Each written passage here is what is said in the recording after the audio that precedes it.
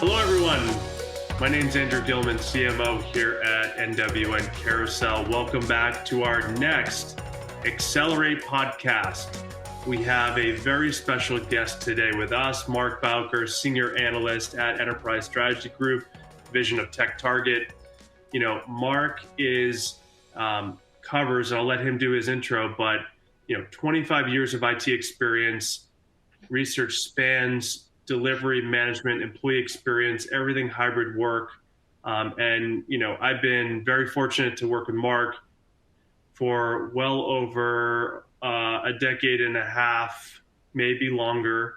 But, super lucky to have you, Mark, and appreciate your time today. Yeah, no, absolutely. It's does show our age a little bit, doesn't it? I always think it's funny you say 20 plus years of experience or, over a decade. But yeah, I've been at ESG 16, 17 years. We were acquired about 18 months ago by TechTarget and continue to look at our EUC, our end user computing space. I'm a senior analyst there. Prior to that, Andrew, what's so fun is I was in IT, right? I spent years it makes me feel older again, of course. Spent years as a IT administrator. I remember being the Linux DNS administrator as one of my initial jobs, and ultimately take a lot of those kind of learnings and my just general passion around end user computing and try to apply it to all the research that we do and the help we do with our clients like you, Andrew. So thank you very much for having myself and ESG and TechTarget as a participant here. Absolutely. Now, so for everyone listening today, we have an action-packed 30, 45 minutes, however long we'll go through things. We're going to hit on 5 topics. One, we're going to talk a little bit about what's going on today. There's some big news in the industry that we want to talk about. We want to talk about hybrid work, and some of the research, but, break down hybrid work into different components, the piece parts that have really had to come together to deliver this unified experience. We're going to make a big announcement in the third section around some upcoming research that we're doing with Mark and ESG as the title sponsor on this big research study that we're really excited about. And then we want to close things out talking a little bit more about experience management. Mark and the team did some lab validation on NWN Carousel's experience management platform. So we can talk a little bit about, experience management in general and how it fits into creating a great hybrid work experience, but then some of your findings. And then we're going to close things out in the 5th section all around the crystal ball, looking past the pandemic into the future, where we see things going, and there's nothing like the history that we have together to extrapolate what we'll see forward and how the different cycles tend to repeat in technology, just, changing a platform. Speaking of platforms, going right into it, today's news, where we started together, Mark, 16 years ago, was I was at a company, a startup called EqualLogic, and I was responsible for the VMware partnership because we had virtual storage, virtual compute, virtualization, virtual storage. We did a ton of work together on what that all meant to customers and how they could really, manage through what they were dealing with kind of in the midst of the financial crisis of 2007. So VMware is being bought by Broadcom. Pretty crazy. Breaking news this morning for $61 billion. What do you think about that? So you're right. I remember those days we used to work together. And also remember you also back in those days, Andrew, if you remember, there was a lot of server huggers, right? There's a lot of people that would say, I'm not giving up, the actual physical server or the physical storage. They wanted to go in and see the data center and see the lights on. And there was big questions about, well, now if I'm putting all my eggs in one basket, where I have multiple, this is old stuff, right? If I have multiple virtual machines all on the same server, what happens if one goes down? What's the impact? So it's amazing where that's gone or kind of how that's kind of fully evolved and really the big, I'll say, investments. And really that's just become the kind of standard inside the data centers today. The Broadcom stuff is interesting to me. Here's Here's kind of the gist of it, right? You saw VMware lose some, I'll say, momentum, or wasn't I'll say, the cool kid in the block anymore when the hyperscalers really started to take effect inside the data centers, right? So I think there was an initial, hey, let's play defense here a little bit with the hyperscalers, and Hmm. then there was a little bit of, hey, well, you can take the same goodness of what you've experienced in VMware and the same tools, and even all the way to kind of today, all the way to kind of what your developers are doing, and you can use and leverage that kind of infrastructure at the hyperscaler. I Hmm. think uh, I think if I look at the Broadcom announcement, it's really about supporting that in the future and just kind of running with that. I think Hmm. what you're going to see is, I think the hyperscalers, the AWS, the Google, Microsoft, Azure of the world, are they going to kind of continue and accelerate past what VMware can do in other parts of the business, right? They aren't going to create applications that run on a virtual machine, that run in a data center, whether it be physical or in the cloud. And I think you're going to see some of that application architectures kind of accelerate past the kind of traditional methods that you and I have seen forever. And that's why the Broadcom thing to me is interesting for sure, but it feels a little bit like, okay, the pace of innovation, or what's going to happen with innovation, is going to, dare I say, stop is probably a little mean and aggressive, but it'll definitely Yeah. slow inside there for sure. Interesting, interesting. My perspective on it, for whatever it's worth, I'd love your, input here. Most people don't know the full history of VMware, right? Of how the cloud came to be, right? It's sort of like, yeah, it's always been there. It's sort of like my kids who grew up on, mobile devices don't know that, when you had to, live Right. before the internet or before cell phones. But, VMware really came of age post.com, right? Many organizations over purchased, servers, right? They were kind of like, it was kind of like a drunken Very low sailor type, utilization, right? Yeah. right? Very, very low utilization. So VMware came in as a way to, run 100 virtual servers on a single physical server to drive up utilization, right? Right. Became, but still tier two, print file, not mission critical applications, which is where when we came in and started working together, they had kind of cracked that code of being able to run Oracle, being able to run, your Exchange servers, mission critical applications inside of a virtual machine, Right. which became a lifeblood, a lifeline, excuse me, during the financial meltdown when, you needed to have, very few resources operating, a lot of your infrastructure very efficiently. And then that sort of catapulted to your point, methodologies for these hyperscalers to be able to, it became cloud, right? Whether it's public, private, hybrid, you know. But I think the other thing, would love your input is, um, one, do you think this is about anything about supply chain? Because, if we go back to the original idea of VMware, you had one CPU, you could carve it up into many virtual CPUs, in supply chain, right, with chips, how can you just run more capacity on less, supply, if you will? Do you think there's anything there about this story? There's got to be, right? I mean, there's a lot of engineers and a lot of, I'll say, financial engineering as well as technical engineering that goes on, certainly, as that acquisition is slated to take place. So I think you're right. I think it's all about, you take that, plus you take this notion of sustainability and how important that is inside of organizations. Mhm. You take also the notion, let's be honest, Andrew, is that there's a lot of businesses I speak with who are not going to shut off the lights in every data center that they own, right? Mhm. They're going to Mhm. still have physical data centers for good reasons, and we could spend hours of what those are, but it may be security, it may be just the type of application or latency, whatever it may be. They're going to remain and they're going to have physical data centers for a very long time. All Yeah. right, Yeah. right? So I Yeah. think that if you take what you're saying, the VMware software, and I think that is very interesting point that they're going to operate kind of the software division of Broadcom as VMware. I think that's super smart. So if you take that software and couple it together absolutely with the supply chain, with their kind of longer tail kind of engineering, I think it does start to where they can match up and they can add some Yep. even further efficiencies in there.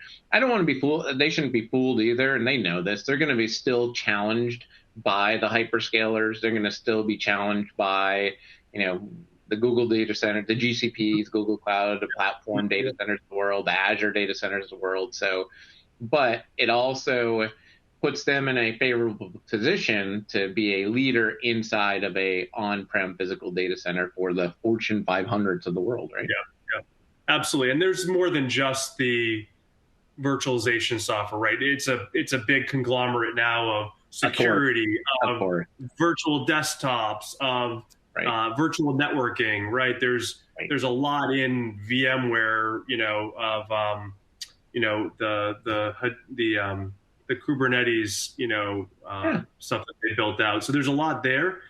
Um, another question is, is there a story here around, hybrid work or bringing different parts of the stack together closely? So, for example, hey, if I can ship a server with Broadcom chips or an end device with chips, having software native, right, as sort of a convergence to drive a more unified experience. Do you think there is anything around that makes Mhm. sense, especially with Sounds some like of these other sound, topics? yeah, it sounds like something else I know other companies are doing. So yeah, I know that what you just explained is the future, right? The Gone are the days of the day that we would wait inside a data center and the boxes would show up and it was like Christmas and we would unpack everything and stay there all night and get pizza and Yeah. set them all up. That's those days are gone. And I think this notion to what you just explained, Andrew, is more of it's the cloud consumption model as well as the kind of economics of it, right? The IT has really changed that it really didn't make sense, although we did it, but it didn't make sense to purchase at peak capacity as we used to in the past and purchase kind of for worst case scenario. We really would have been ideal to kind of purchase for real time capacity and real time, how that kind of maps exactly to what the business is doing today, and be able to adjust to it. And then there's the notion of IT traditionally spends a lot of time doing I was one, but I can tell you some mundane tasks that take an Mm-hmm. awful lot of time. I used to call it watching the paint dry, watching the grass grow. And that's not a great use of time for an organization. Yeah.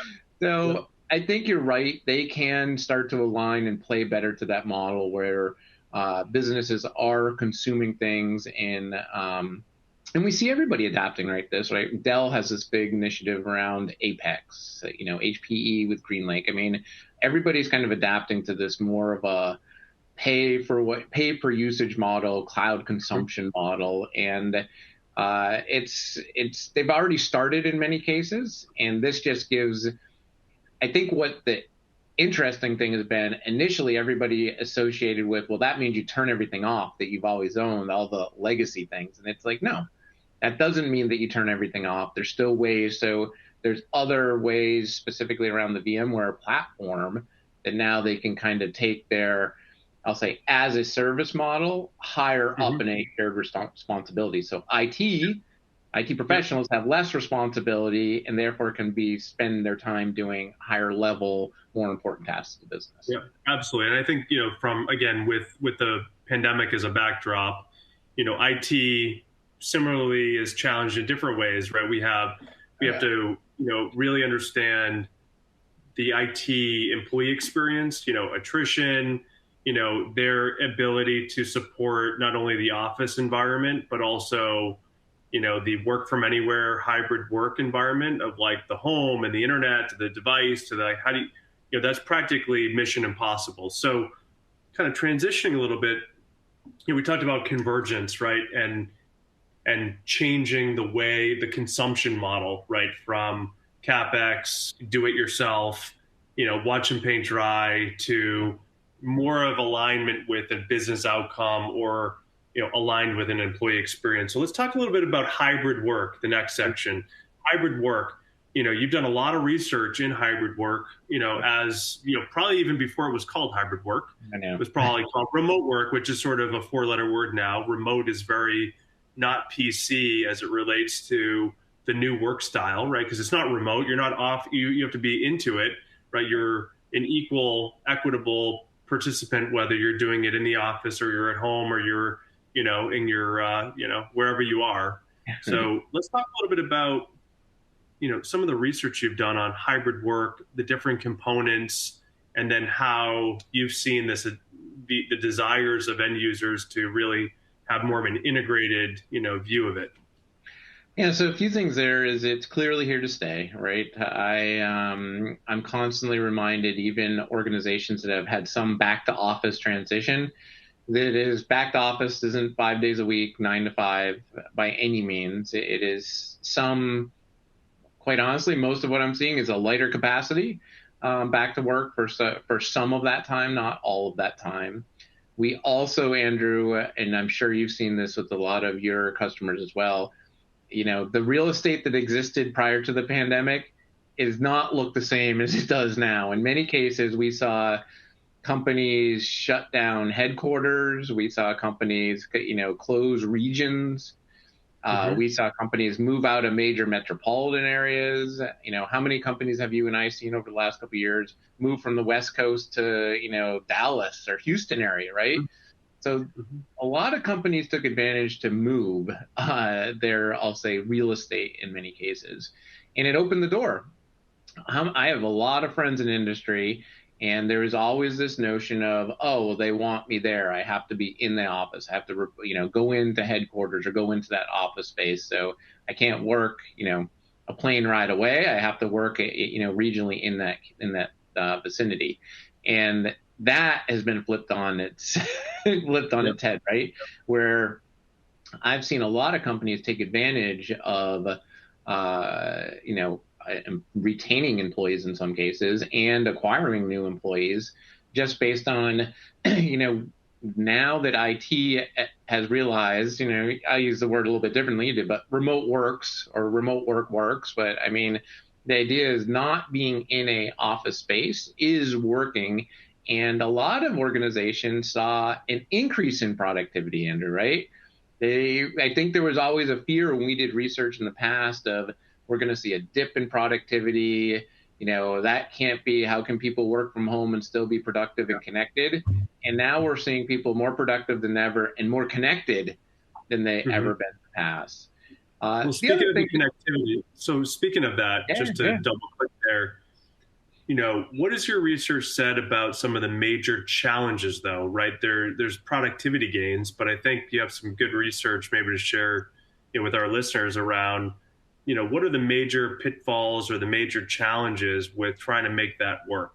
I just flipped over to it. I'm looking at it now, and you're absolutely right. I mean, from an overall challenges perspective, it's a lot of what I've been saying is IT makes some claims to be prepared, but I don't believe they're as prepared as what they're claiming. I think there's still a lot of, I'll say, investments to be made and process to be changed and things they need to do. So they're very focused on, their top priorities around making IT operational more efficiency. They're looking at improving even further employee communication and collaboration. Certainly, Andrew, right? They're still having challenges on the security front. So they're doing anything they can also to look at the overall ways that they can detect security incidences, vulnerabilities, and risks are all top of mind as well. The challenge on the challenges side, they align really well with where those kind of priorities go, right? The challenge is, this idea of hybrid work. But, number two challenge I'm looking at right here is securing endpoints and employees from both internal and external threats. And then that's a big one. But then the other ones kind of on the list go down a little bit to what I'll say, I don't know, I call it standard ops, right? It's about authentication, access management. It's about, reducing operational costs. It's about connectivity. It's about the last one, right? It's about adopting a cloud operating model. we never even saw that on the list, and now it's into the top five. So things like that have certainly changed. Yeah. What do you think's driving that last one where it just pops up? Is it that you're asking it differently, or that it's actually coming up in your conversations, um, with customers or with vendors? Yeah, it's both, right? I mean, a decade ago, even 7 years ago, that may have not been part of the research because cloud operating model wasn't even something, we call it more as a service or something, or a lease is even what we may have called it in the past. So Hmm. some of it is we're putting it in it's been in our research now for, the last solid 5 years. But it wasn't on the top of the list when we first started asking it. It was kind of down the bottom of something that was interest. But now we're definitely seeing where I think there's more. This is what I see primarily. It's less about IT, Andrew. It's a lot about Hmm. the line of business, right? The line of Interesting. businesses are starting to step in. So when they're looking at these overall EUC or even UCC type of investments, you're seeing a lot more participants in, I'll say, that buying chain of the research and buying chain. So no longer is it just in the past, right? I'll go back to our history. In the past, to buy VDI on VMware and Ecologics was it's kind of an IT buy, right? Even specifically, maybe Yeah. even a storage admin buy. Yeah. Yeah. And now, if you look at some of this, so the cloud consumption model is top of mind from line of business, IT executives, even all the way up into the boardroom, where they're really Hmm. looking at, hey, how can we change the economics of one of the biggest investments in a lot of companies, which is their IT organization? And what do you think has driven that change? I mean, honestly, what's driven a lot of the change is what some of these major hyperscalers have done and the Oh. value that they've proven, right? I mean, that change didn't happen without them essentially having those services available. Hmm. Um, we definitely saw at first it was a little questionable about the performance, the security, the economics of it. But I think the success of those companies and the scale that we've seen with those companies over the last 5 years, and we can kind of argue all day long of where that success has been, where it isn't, and what some shortcomings may be. Hmm. But just Hmm. that idea of being able to really consume what they need and pay per use, well, it had started very much on a developer, right? If you and I were engineers, that was a great thing. We could kind of turn on. But think about it, it's the same. It's the same idea now in this idea of hybrid work, right? I want to be able to send a employee I'm going to call it a package, a kit. What do we want to call it? Right? It's going to It's work. fun. We've launched these new kits, right? The home Yeah, worker kit and the yeah. back to office kits, right? So they are very much kits, Yes, but for lack of a better this is word. right. The business doesn't want to say, okay, Andrew, we're going to send you a kit. In one box, you're going to get the camera. The next box, you're going to get a monitor. Next box, you're going to get a keyboard. Next box, you're going to get some network router thing. That's crazy, right? They want to have that as seamless and as possible. And they want to have that be able to be consumed as okay, we know the cost for Andrew per month, and Hmm. we know exactly what he's getting, and we know exactly how that's going to be supported. And they're really getting more and more to that thinking. So I think the general data center cloud consumption is really transforming to a lot of other areas within inside the business. That's fascinating, right? This is sort of where we've been going down, or our customers have been bringing us with this whole idea of a integrated cloud communication services portfolio that's inclusive of even the physical space you're in, to the device you're using, to the app, the business kind of communication applications, whether that's unified communications or contact center, all the way through the network, and then the security, right, is really important. Yeah. So I'd like to, I think it's if you kind of go down the line, I'd love your perspective on just kind of breaking down each one of those parts and like what you're seeing. So like devices, like how's your research, around devices, again, with the context of the past 3 years specifically, how have IT consumption and sort of management of device fleets changed? And where do you see things are going in the future? Yeah, I love it. So a few things is I'll kind of start at the top.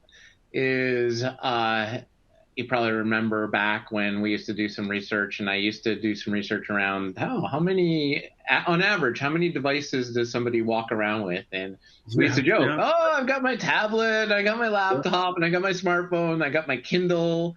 yeah, yeah. And that was cool, right? You were kind of the cool kid if you did all those things. And you got like the belt with all the things, and you got the you're like a tourist walking around with all your devices. Exactly, which is kind of crazy in some sense. I think that you in our research shows some of this. There's a strong, I'll say, means to kind of get to more of device consolidation, right? Hmm. I think that the fewer device. So here's the gist, right? People realize when people moved out of the office, oh, well, wait a second, our security posture is kind of going to get a lot of eyeballs on it now. Hmm. And the Hmm. security perimeter just really, really, we were talking about this prior to the pandemic, but the security perimeter really expanded significantly overnight, really. Hmm. So I think anytime that there's fewer devices that IT can manage and IT is responsible for, therefore they can protect better and provide a better user experience. It's really those two things. So I think you're going to see a lot of that. I do, however, kind of look, and I was just looking at, if you kind of look at general, some of the specific to what you guys do here, if you look generally at the unified communication and collaboration deployments, the Hmm. number one challenge, Andrew, is still endpoint hardware and peripheral support for those things. Interesting. So yeah, so it's still top of mind. Now, the other thing with the hardware perspective is kind of interesting to me is um, actually I'll even share this one. Which of the following adjacent technologies are most strategic in your organization's unified communication strategy? Number one, this is most strategic. Number one is endpoint hardware. Number Well, two, this is the crazy yes, thing, just on that. I mean, we used to talk about the commoditization of yeah. devices, right? It was like, and now devices have never been more strategic. It's incredible. Yeah, no. Well, I totally agree. And then think about it. Think about how important your device is to this experience, right? If all of a sudden your device isn't able to, provide poor video quality, provide poor audio, provide whatever it may be, all of a sudden, that takes away from the whole experience. And it's not only this is super interesting and important. We're seeing more and more. It's not just employee experience, it's customer experience. Because if the employees Hmm. are having a good experience and they're part of a chain of communication with the customer, then the customer experience is just as, if not equal, if not even more important. So that's the one that's kind of number one. But number two, again, adjacent technologies that are most strategic. Number two is cloud consumption model, right? Yeah. So there's a strong association between, hey, we realize how important that kind of endpoint environment is. We don't want to consume. Just think about the asset tracking, Andrew. If you had to track everybody's equipment that you send out to their house and how they do it, just think of that. I mean, I used to do it on-prem in a known building where I could go out and say, all right, does that have an asset tag on it or not? And kind of track things pretty easily. Can you imagine with things getting shipped out and, how do business even get that equipment back now? And just simple things like that are certainly top of mind. And then the last thing on the hardware one that I just close off on is we used to ask a lot, what are the most important things when it comes to hardware? Meaning, what are their most important things that are criteria when they're purchasing new hardware? You know what we saw all the time. It was about, display, CPU, memory. Number one, sustainability. Interesting. They want the hardware to align with that company's sustainability goals. So it's all Wow. about not only how that endpoint is kind of made, manufactured, but it's also about I'll say, the power, cooling, all those things about how the company is used and how green that company really is. So the hardware really is caught. The other thing I'll just kind of add too is we're seeing in a lot of cases the hardware is kind of front and center of how people are making decisions around everything else that goes on it. So in the past, we may have found applications, we may have found the data, we may have found kind of other things, but the hardware itself or that endpoint itself has been really critical and something I've seen move up over the last year or so. Well, I think that's really this notion of the convergence, right? Of Yeah. this whole work from anywhere stack, right? You're sort of the device or the physical space you're in is like the manifestation of everything integrating, being secure, being easy to use, and just working, right? If you get the device, but you're fumbling around or you can't connect or you have a bad, or you can't get on to, you're flipping from one unified communication system to the next based on what your customers are using. It's not integrated and it's not secure, right? It's sort of like you could have the best device endpoint in the world, could have the best, room has the best camera setup and everything. Yeah. So it's really about this integration, right, and this convergence to deliver the experience that you want to design for your end users. It sounds like. I don't know if you'd agree or disagree. What you just said is so true, and reminds me. And you and I were talking about this. Is people aren't just supporting one platform, right? We ultimately kind of looked at the research here, and I've got it in front of me. Is how many platforms do you formally support? 38%. Well, first of all, only 8% support one. And then there's 38% that support two, 36% support three. So just this notion of being able to support more than one platform, I think is just the reality of the way organizations are working, right? I think that is just how. So as they're doing that, it becomes extremely important about, well, how do I deliver the consistent experience across that? How am I getting the telemetry kind of across that? How am I getting kind of any type of intelligence back across those platforms? Becomes extremely important, because then it allows IT organizations ultimately to be able to provide that information back, be able to show the value of the investments, be able to show also employees, right, kind of the value of their overall experience that they're getting. And when we're talking about platforms, we're talking about unified communication. So WebEx, Teams. You got it. You name it, Zoom, whoever it is. It's not unlike what we were talking about a few years ago with cloud, right? It's a multi-cloud world, right? And you got to deal with it, right? And so it's a it's going to be a heterogeneous, business communications world. And how do you integrate and provide a consistency so that your users have a great experience, but also I think your point earlier around, productivity, right? If you're spending, 5-10 minutes trying to get on, switch platforms, right? That really adds up across, a small or large organization. So how are some ways you think that, organizations are working through that? They aren't. I mean, I joke a little bit, but I mean,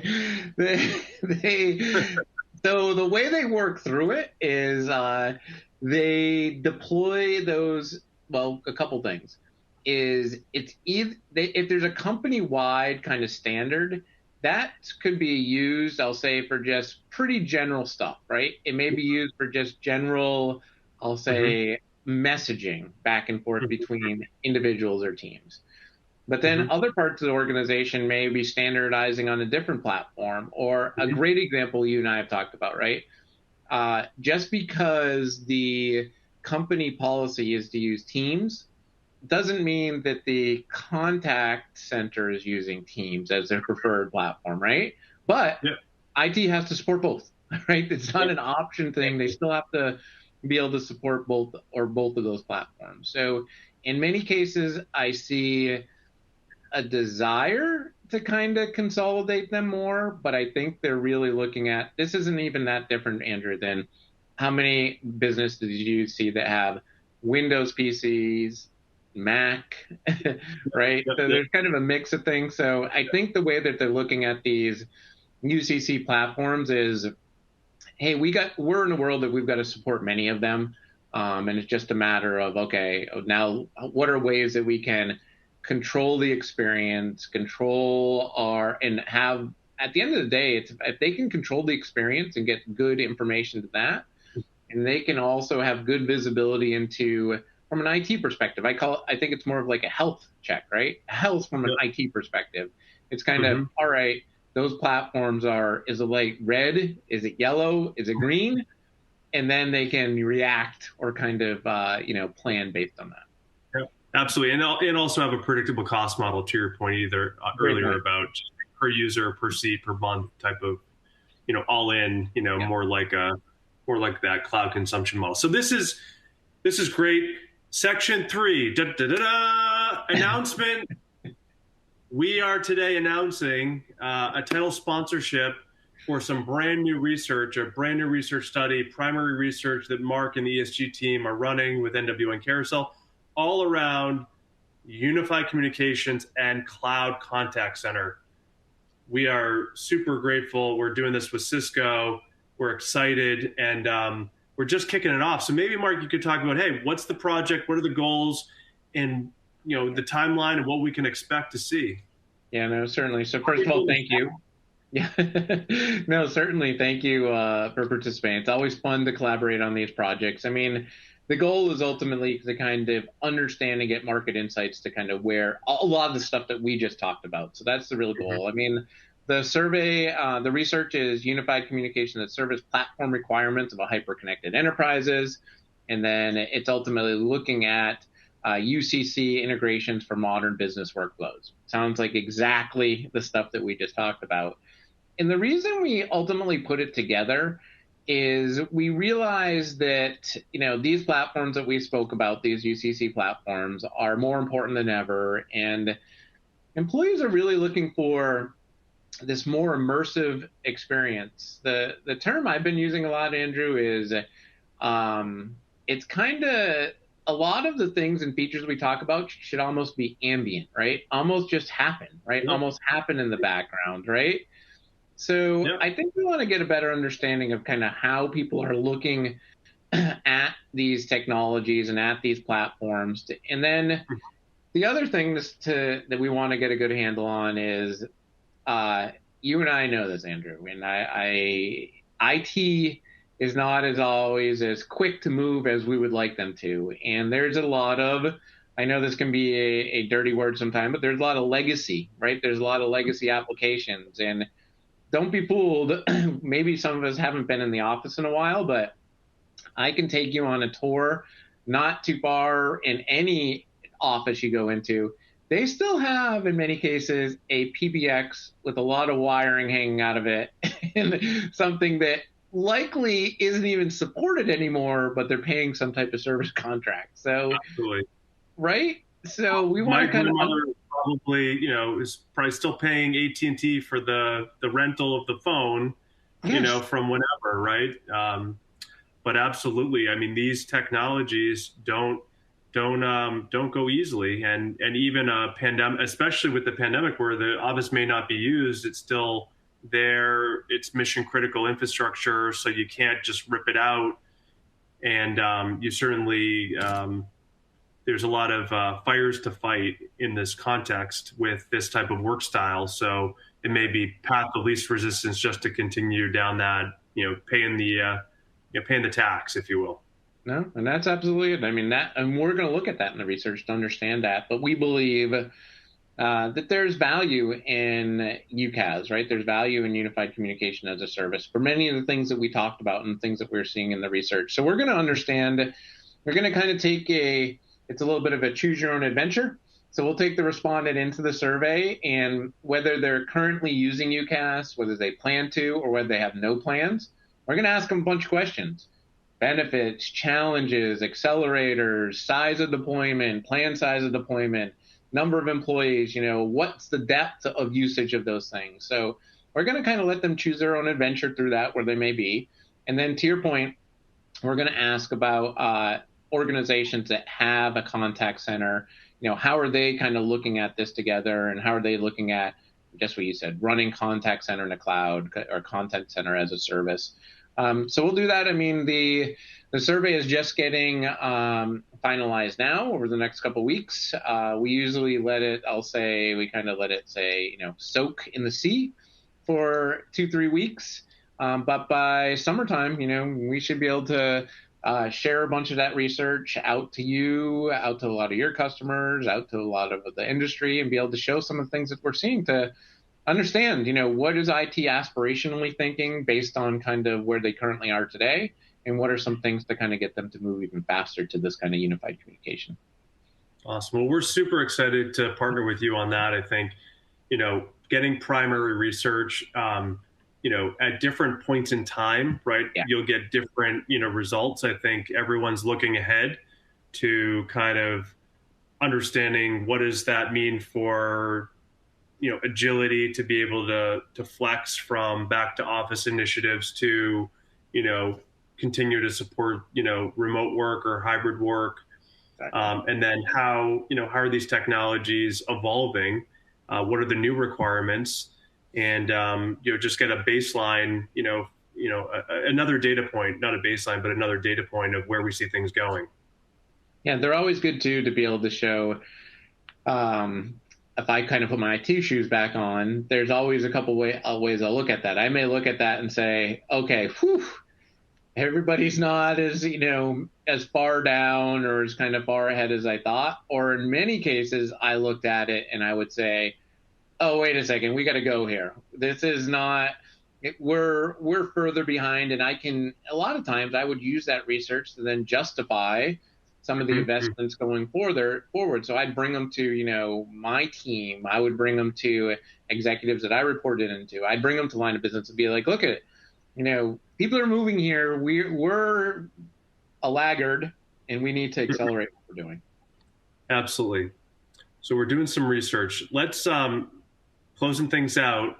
Section 5. Let's look into the Bowker ball, the crystal ball. You can take that, and you can create a whole new Yeah, marketing campaign around I Bowker's will. I crystal. will. I will. But really, with the history, we started with our history, VMware 2006, 7 timeframe, just getting going on this cloud transformation. I think having that context helps us extrapolate to new cycles, right? So as we look at hybrid work, your research, ESG, what are some of these, future trends you see that are going to be, kind of popping up, over the next 2, 3 years as we move out of the acute phase of triage, keep the lights on, to where I think we are today, which is really trying to understand how to make hybrid work sustainable, Yeah. and create this integrated experience. But where do you see things potentially as going next after we get out of this sustaining, model for hybrid work?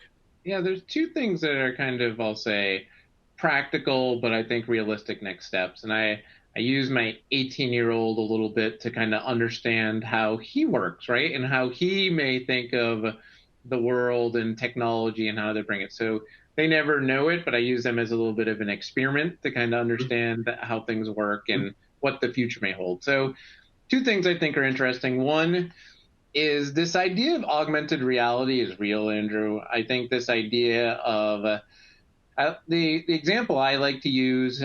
I don't want people to think that, hey, you have a VR headset on, I have a VR headset on, and we're kind of in this immersive experience. And that's not what I'm saying. What I am saying is, I'll take, for example, I'm looking in your background, your TV is broken, right? So your TV is broken. You basically contact customer service or customer support, and suddenly it's not, you know how that usually goes. Well, it's not turning on, or I have a black dot on this screen. And usually they're trying to explain stuff. But I think this notion of, for instance, turning video on, augmented reality as part of that support process suddenly becomes, now think about how much more efficient that is. Now you, Andrew, are on the phone with I can't see what the TV is, Samsung, whatever it may be, and you're on there doing a support call, and you're able to say, look this is exactly what I'm experiencing here. And immediately they're like, oh, yeah, we'll send you a new one. Or, oh, that's not covered under warranty. Or, oh, go into settings here and change something. So I think I think you'll see more of that. I think you'll see more of this idea of augmented reality. You said 3 to 5 years, so I think it'll take some time to comfortably get into it, but augmented reality step in. There will be instances, and we already see this, where people will have a VR headset on a manufacturing floor, and they're producing X widget, and they have some support, and they're in that VR headset with the manual, with somebody from, the designer of that plant or manufacturing machine, and giving them real-time information about what they're seeing. So that is legit. We definitely see that in our industries already. So I think that's one for certain that you'll see, and we're already seeing a lot of signs of that. The other one, and this is an interesting one. So I think that you're going to see a bit more. This is kind of talks about our UCC kind of meeting kind of consolidation stuff. I think you're going to see more application integration there and more marketplaces, for lack of a better term, inside those platforms. So I'll kind of directly say the way that you use your Windows PC with a bunch of applications today, or you use your Mac or whatever it may be with those applications, you can imagine that, why can't, I'll pick on Zoom for a second, why can't Zoom then become the platform? So then Zoom, for example, becomes a platform with integrations into Zoom. And there are instances that may not work based on kind of what that user is or what their roles and responsibilities may be. But you already see these companies building these marketplaces and building these integrations to maybe when you fire up your system in the morning, it's Zoom. And not Zoom in the sense of video, Andrew, to Mark, but it's Zoom and say, okay, here's my workspace, right? And if I want video, it's there. If I want to do time entry, it's there. If I want to, so I think I'd watch closely for those type of things. I think you'll see a potential shift, probably more than 3 to 5 years out, but I think you'll see where those type of UCC platforms will be kind of like, you'll understand, right? The OS, the desktop OS. Absolutely. And that almost continues your other, when we were lamenting about having 5 devices on your person at all times. Exactly. Right? You're going from, now you have a physical device, but the software still needs to be downloaded, purchased, integrated separately, to the point where what you're describing, which I think is fascinating, is almost like a predictive analytical model that knows your schedule. Like now Google knows that I'm going to take my son to school in the morning. It gives me a intelligent route. The device and the platform knows my calendar and knows how to predictively serve up, not applications, but actually experiences that, could be procured automatically on a consumption model that's aligned with my IT budget. Exactly. I think we have our company right there, Mark. Let's do it. Let's do it.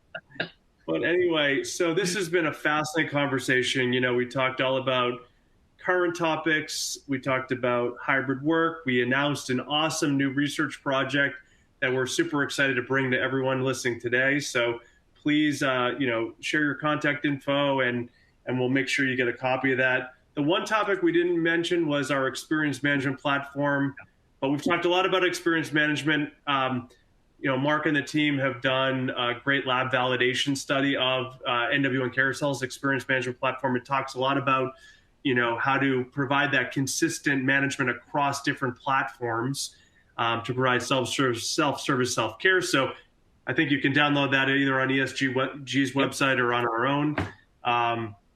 But want to close things out. Thank you so much, Mark. It's been insightful as always. You're an expert. We look to you for your advice, and I know many across the industry have done that for decades now, dare I say, decades. So thank you so much for your time. And everyone who's listening today, please click on subscribe.